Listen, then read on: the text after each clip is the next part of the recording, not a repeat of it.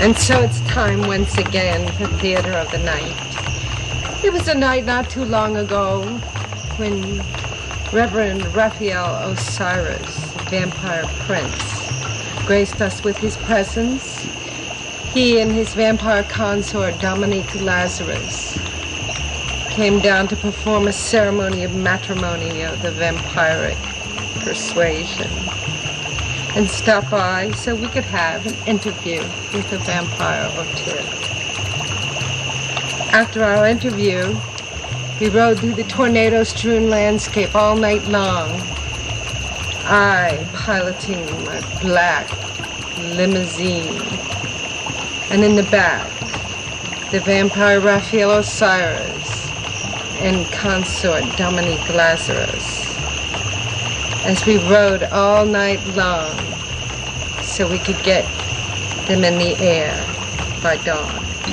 Is this self-styled and reinvented from ancient patterns? I mean, or is it actually a tradition that's come down all the way, or is it, you know, kind of neo?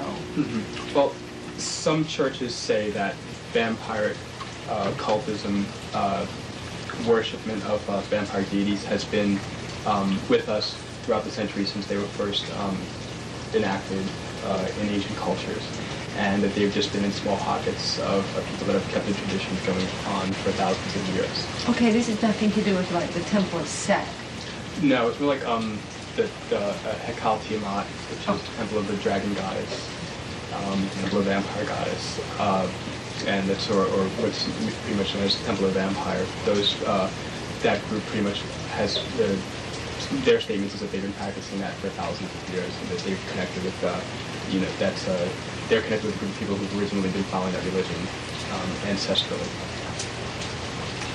So it would be a mix between people who are doing this for a game and people who have some serious spiritual beliefs. What I'm running into is where it verges into violence. What is the tie in there? What is the connection between the spiritual aspects or whatever in the the ancient background?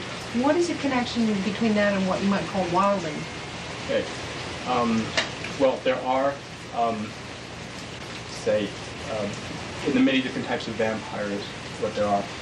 Some, like I said, practice spiritual occultists, whether it's trying to develop a heightened ability for psychic development, psychic power, psychic awarenesses. Is this mind control?